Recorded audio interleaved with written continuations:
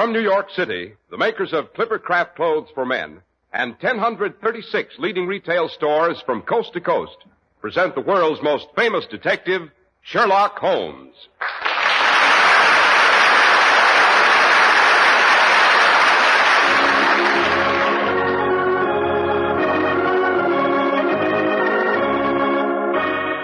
This week's story, The Case of the Bleeding Chandelier. Well, here we are once more in Dr. Watson's familiar study. Outside, a drowsy June day is drawing to a close. It's too warm to do anything but just sit and relax. Yes, a fine mood that is, Mr. Harris. However, I know two things that I think will snap you out of it. Well, what's that, Dr. Watson? Well, the first is the adventure which Sherlock Holmes always referred to as the case of the bleeding chandelier. A bleeding chandelier, Doctor? Quite.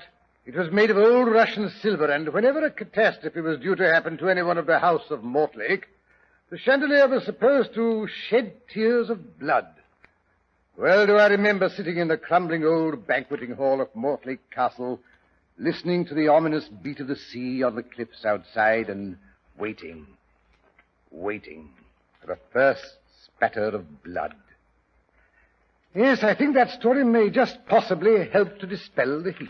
I'll say so. I'm feeling chills up and down my spine already, Doctor. Oh, good, but that isn't going to keep me from giving you my second suggestion about making the summer heat bearable. Now, Dr. Watson, you wouldn't by any chance be leading up to a few remarks about that new tropical weight Clippercraft suit you're wearing? And why not? Yes, sir, it not only feels cool, unlike most tropicals, it keeps its shape. It stays neat and natty. In short, shipshape. To use your own expression, Dr. Watson. Right, Mr. Harris. And you know, when you look crisp and tidy, it helps you feel cool and comfortable. It certainly does. And Clippercraft prices won't raise your temperature either. Remember that. When things proceed according to plan, it means efficiency. When clothing is made according to plan, it means the same thing. The Clippercraft plan is dedicated to just one thing, giving you the best clothing values possible. If you join the millions who insist on clothes made according to the Clippercraft plan, you buy high-quality Clippercraft suits for only $40 to $47.50. Find tropicals for only $33.75 to $40, and sport jackets for only $26.50. Such values would not be possible unless they were planned values. In the Clippercraft plan, 1,036 of the nation's finest independent stores voluntarily concentrate their buying power to provide steady year-round operation, to reduce manufacturing and distribution costs in order to deliver the savings to you. In days like these, every penny you save is important to your budget. So, may we suggest that you compare Clippercraft with clothes selling for many dollars more.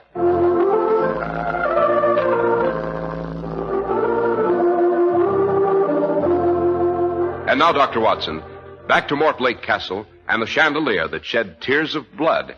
Or did it refuse to live up to its reputation? As a matter of fact, yes, it was rather curious blood, as it turned out. But to begin at the beginning, let me see, it was a murky midsummer day in the late 90s. When Holmes came into breakfast, he found a large envelope addressed in a scrawling, rather flamboyant hand and with a decidedly grandiose purple seal affixed to the back flap.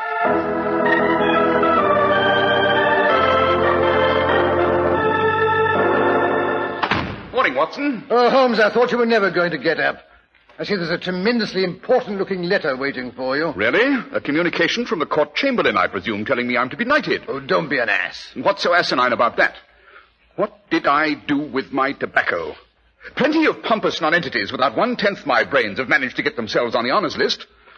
Confound that tobacco pouch. Where is it? Oh, never mind your tobacco pouch. Here, have a cigar and sit down and open your mail. Oh.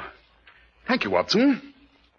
Yes, your practice must be improving. Your cigars are becoming quite respectable. Yes, quite respectable. Holmes, you old fraud. I don't think for 1 minute you mislaid your tobacco pouch. There it is in the pocket of your dressing gown. Well, so it is. Now, fancy that. Yes, you were just trying to wangle one of my new cigars. I say, how in blazes did you know I'd been given a box of Coronas? My dear Watson, the Morning Times lists the birth of another son to Mr. Harridge, the hair tonic millionaire, and to Mrs. Harridge, too, of course. He always gives you Coronas on these occasions. Holmes, will you stop blithering and open that letter? Dear, impatient this morning, aren't we?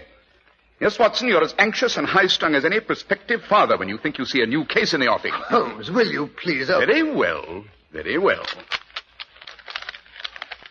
Now, what have we here? The postmark says Mort's Bay. That's in North Devon, if I'm not mistaken. No, for once you're correct. I believe Mortlake Castle overlooks Mort's Bay. Correct again. Your average is rising, Watson. Well, then the letter must be from Lord Roger Mortlake, the 7th Baron Embers. Only the man who's head of the family would have such a dashing handwriting and would seal his letters with the family crest.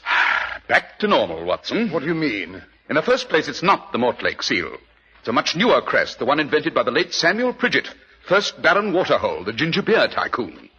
Furthermore, the letter was written by a woman, his widow to be exact, so you're wrong on both counts. However, it was sent from Mortlake Castle, where it seems Lady Pridgett is visiting. Well, what does the old girl want? Us, Watson, or more specifically, me. You may come along if you can manage to tear yourself away from the Harridges and their progeny. What's up at Castle Mortlake? Here, read the letter for yourself. Dear Mr. Sherlock Holmes, I'm not easily intimidated. However, when I find a note pinned to my pillow which reads, "Beware, if you proceed with the marriage, the chandelier will drip blood." In such an event, Mr. Holmes, I deem it wise to seek counsel and possibly protection. Will you come to Mortlake as my guest, incognito, of course? I shall introduce you as my cousin, Sherwood Jones. I suggest you arrive at Barnstable by the 3:10 on Thursday. I myself shall meet you. The walls of this old mausoleum called Mortlake Castle have many ears, it seems. However, the drive to the castle is a long one. I shall be able to give you all the details of a thoroughly sinister situation in the privacy of the carriage. Furthermore, the family coachman is quite deaf. Do come and relieve the anxiety of a troubled woman. Yours in desperation, Amelia, Lady Pridgett. P.S. I understand you have a medical secretary or helper. By all means, fetch him along. He can be my husband's cousin, Dr. Botsam. Well, I refuse to be called Botsam. Very well, then. Stay and minister to the Harridges. Personally, I shall go and pack. Yes, we haven't too much time if we're to catch today's train. I say, Holmes, if there's a wedding house party at Mortlake Castle, it should be all rather posh, eh? Shall we take white tie or black, do you think, huh? You may take your entire trousseau, my dear Watson. Personally, I shall be content with a rather complete chemical kit and your army revolver.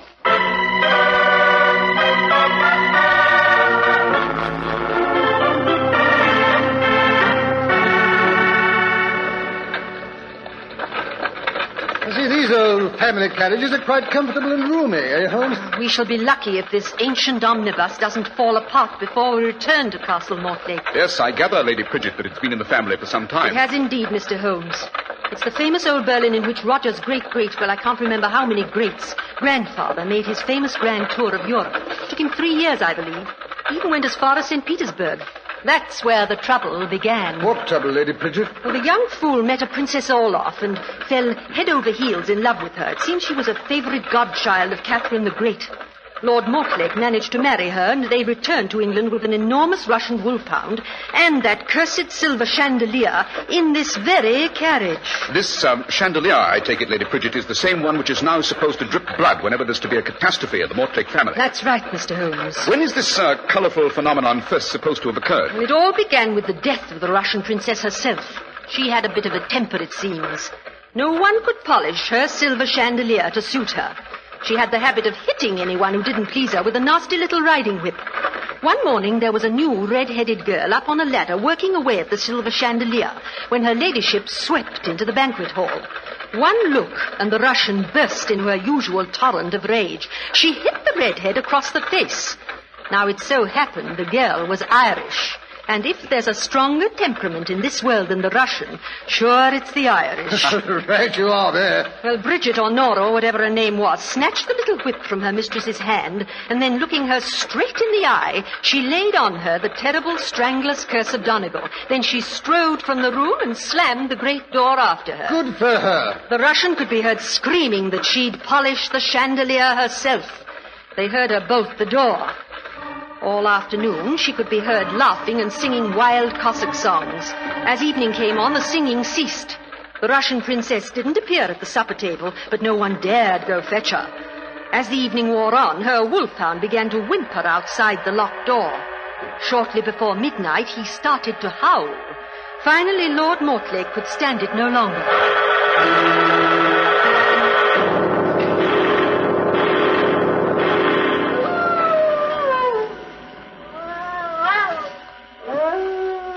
It's midnight. She's sulked long enough. I'm going in after her. Quiet, Boris. Down, boy. Sonia! Sonia, let us in! Sonia, unbolt the door!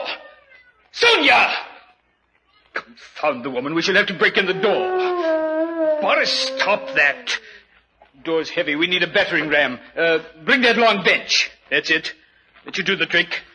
Now then. 1, 2, 3. That's done it. Good Lord, it's black in there. Sonia, come out. Sonia, do you hear me? Someone give me the torch. Boris, what's the matter? The animal's trembling like a leaf. Hand me the torch. That's better. Now then we'll see. The ladder's lying on the floor. Good Lord. The chandelier. She's hanging from the chandelier. She's strangled by her own hair.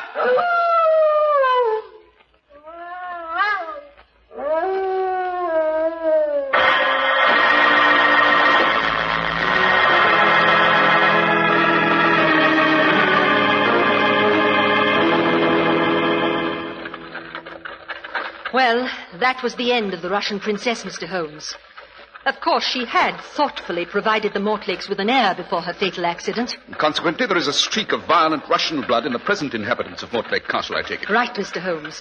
And whenever there's to be a death in the family, that blood is supposed to flow from the Russian chandelier. Personally, after Roger and I are married, I shall insist he get rid of the ugly eyesore. Yes, and I shall see he buys a new carriage, too. He pretends the family still uses this ancient relic for sentimental reasons, but everyone knows it's because he can't afford a new one.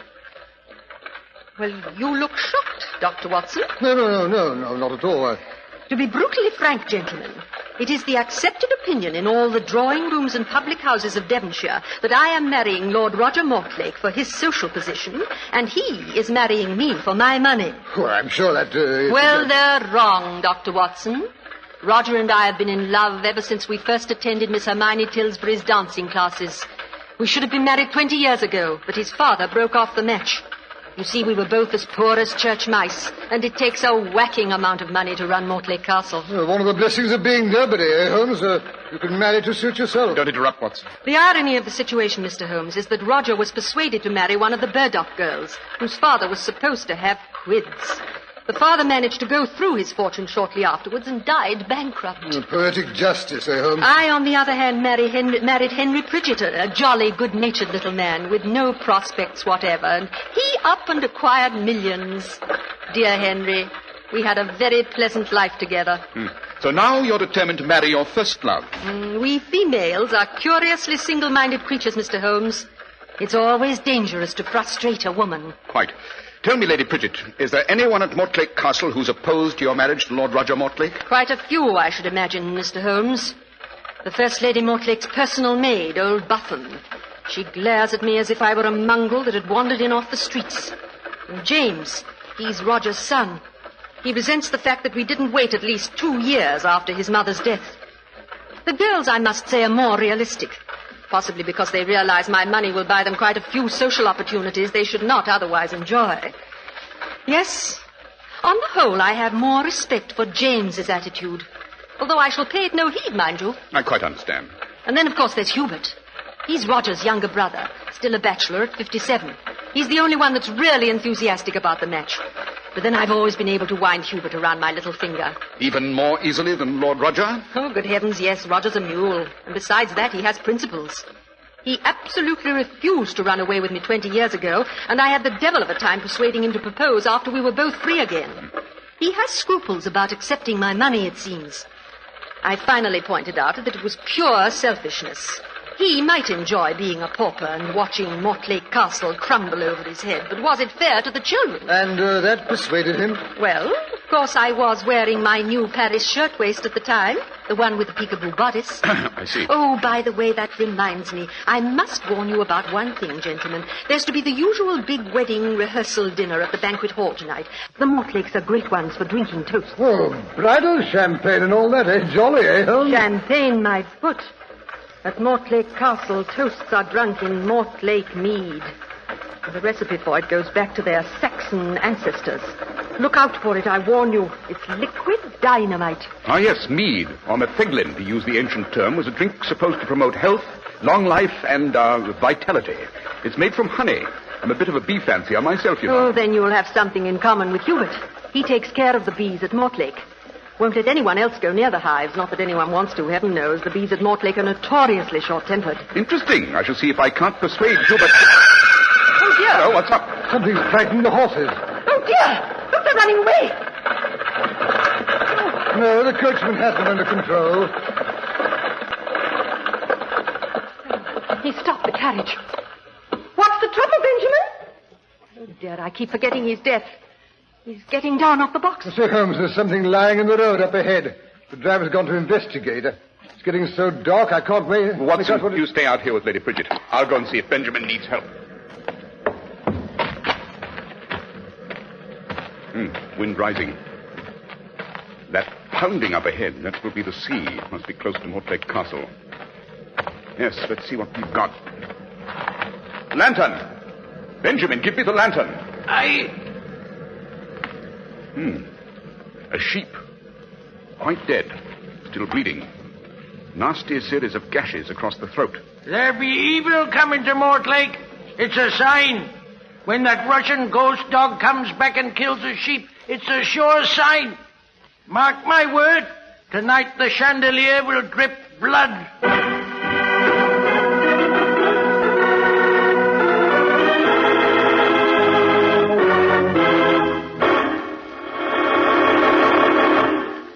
Men take real pride in the Clippercraft label, for not alone is it the mark of fine quality, it's proof positive that you're alert enough to get the most for your money. Few have the follow-through that makes really great values possible.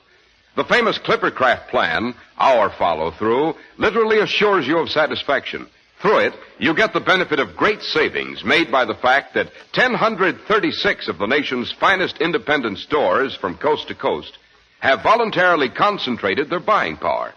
It's the reason your Clippercraft dealer shows you such remarkably fine quality in suits for only $40 to $47.50, in tropicals for only $33.75 to $40, and in sport jackets for only $26.50. For selling expensive clothes at inexpensive low prices at the nation's finest stores is the great big idea behind the Clippercraft plan. That's why men who know insist on Clippercraft clothes. So be sure to visit the Clippercraft store in your city. These leading stores in the metropolitan area are proud to add their names to Clippercraft in your suits, sport jackets, and tropicals. In Manhattan, Saks 34th, Broadway at 34th. John Wanamaker Men's Stores, Broadway at 8th and 67 Liberty Street. In Brooklyn, Abraham and Strauss. In Newark, New Jersey, Boulevard Men's Shop, Kresge Newark. And in Jamaica, the B&B Clothes Shop, 16408 Jamaica Avenue. And now back to Mortlake Castle, where Dr. Watson and Sherlock Holmes, all done up in their stiffest shirts and highest collars, are being given a personally conducted tour around the castle by its future mistress, Lady Bridget. And this is the banquet hall. Good Lord, it's enormous. The early Mortlakes took their banqueting seriously, it seems. That's the old maid, Buffum, arranging the flowers. Oh, Buffum, you might draw the curtains and open the glass doors a moment. I want the gentleman to have a look at the view from this room. Obedient, but grudging, eh, Holmes?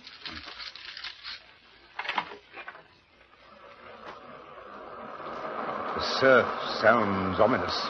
Aye. There's a sound of doom in it tonight. You do well, my lady, to leave before there's harm done. What do you mean by that, Buffum? She's just trying to frighten me off. It won't work, my girl. It takes more than dead sheep, pounding surf, and dripping chandeliers to get rid of me. That's all. You may close the doors and go. By the way, that is the chandelier, I take it. The enormous silver one near the great center window. That's right. It's certainly spectacular, eh, Holmes? Must hold nearly 100 candles. 122, to be exact. When they're all lit, it creates quite a show of light. And heat, too, I imagine. Buffum expressing her disapproval. Well, I'm glad she's gone. She was giving me the fidgets. I see there's a ladder under the chandelier. Yes, they're about to light the stupid thing, I imagine. I think I'll just mount it and take a closer look if you've no objections. None at all. I'll hold it steady for you. Thank you, Lady Bridget. Yes, I thought I recognized it. You mean you've seen the chandelier before? No, it's twin sister in the Winter Palace in St. Petersburg.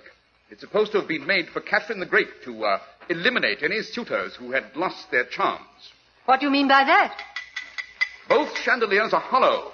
The one in St. Petersburg was so hung that boiling lead could be poured into it from the room above.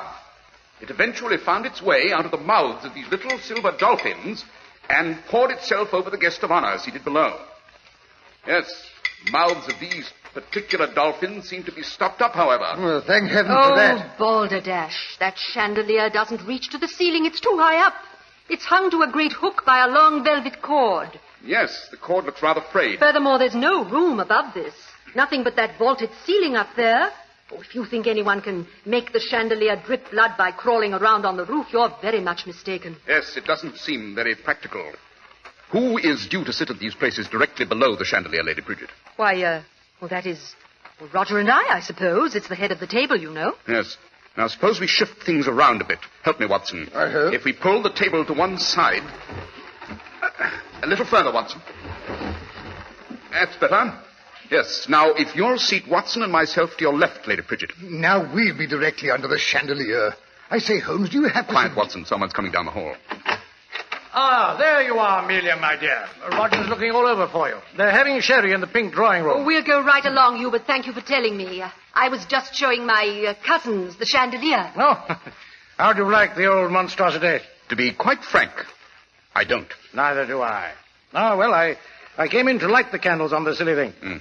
Tell me, Mr. Mortlake, do you believe this chandelier drips blood whenever there's to be a catastrophe in the family? Well, something of the sort did happen, you know, when my Uncle Edgar was drowned. I was quite young at the time and terribly impressed by the great brownish drops. Of course, looking back, I realized there was a terrific rainstorm and there may have been a leak in the roof and the water splattered through onto the chandelier and gathered rust and dripped off or something of the sort. But it's a silver chandelier, Mr. Mortlake. Why, that's right, Hubert. Silver doesn't rust. Oh, well, maybe there's some other explanation. I'd better start to light it or they'll be ready for dinner before I've finished. Our butler's getting old, you know. Letters give him vertigo, I'm afraid, so it's up to me. May I help you? Let me take that silver pitcher you're carrying. Thank you, no. I'll just put it here on the sideboard. It's the famous Mortlake mead, you know. I was just decanting. But you better run along, Amelia, and take along your cousins, my dear, or Roger will be wilting his collar out of sheer anxiety.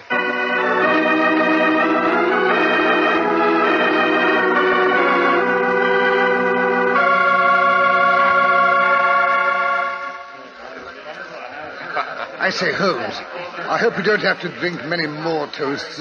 This mead is too dashed potent. Yes, it has what you might call authority. Confound it, Holmes. Did you have to put us under the chandelier? Another drop of wax just splashed down my shirt front. Yes, but this time it's slightly brownish. Yes, the chandelier's really getting hot. Oh, wax doesn't turn brown with heat. This wax does, Watson.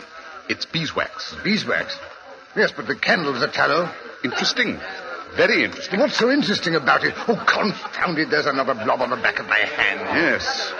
Yes, it shouldn't be long now. And now a toast to the happy couple. Oh, long life and joy in the living. Yeah. Now, Amelia, my dear, I'm sure you'd like to say a few words. Well, Holmes, there's blood.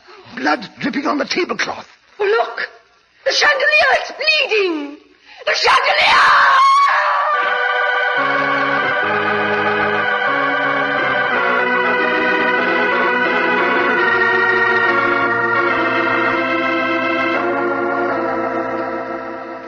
Amelia, my dear, I do think you might have told us your guests were the famous Sherlock Holmes and Dr. Watson, not pass them off as your cousins. Do be quiet, Hubert. Heavens, how long does it take the man to finish his chemical experiments? He looks like a great sinister raven crouched over that retort, with the light from that spirit lamp shining up into his eyes. I almost wish I hadn't asked him to come. Yes, you may turn down the lamp, Watson. The tests are conclusive.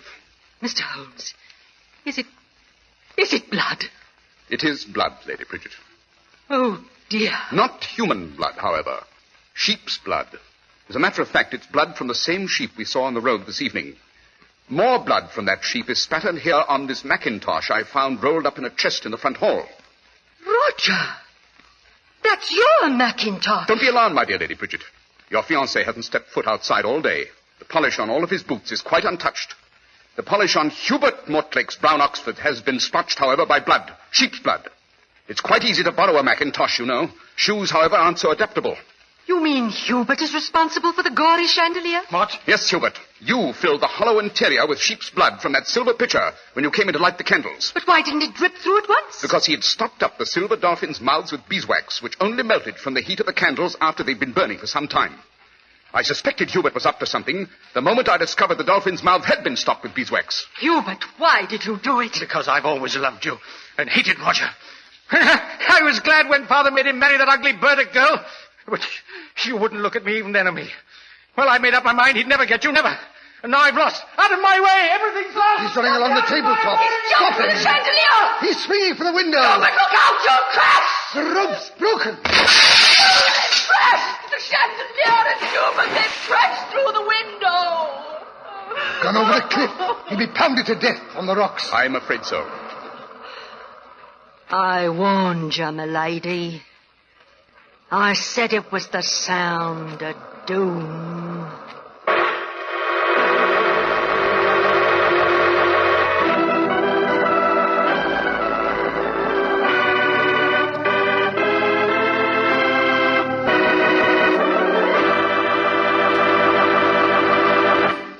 You wouldn't have a nice hot cup of soup handy, Dr. Watson. No, but I can lend you my last winter's overcoat, Mr. Harris. Well, that was certainly a real old-fashioned chiller-diller, Doctor.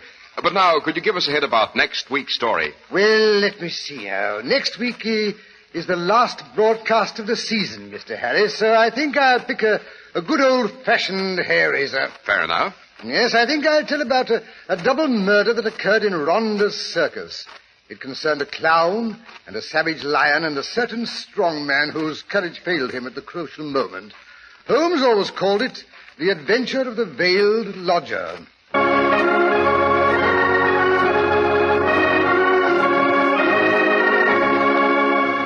The makers of Clippercraft Clothes and 1,036 leading stores from coast to coast have brought you another in the new series of broadcasts featuring the world's most famous detective, Sherlock Holmes.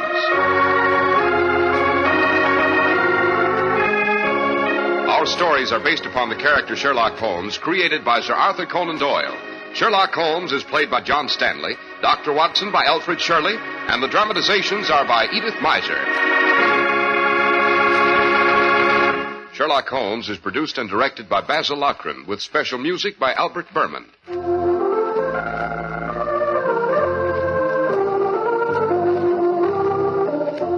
John Stanley, known best to you as Sherlock Holmes, has turned author. Be sure to read his article, Powder Smoke at 221B Baker Street, in the current issue of Black Mask magazine, now on your newsstand. If you don't know your Clippercraft dealer, write Clippercraft, 200 Fifth Avenue, New York City.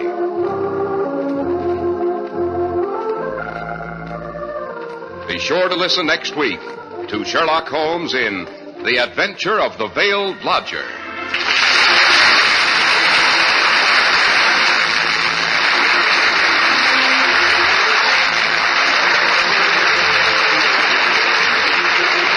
This is Cy Harris speaking for Clippercraft Clothes. This is the Mutual Broadcasting System.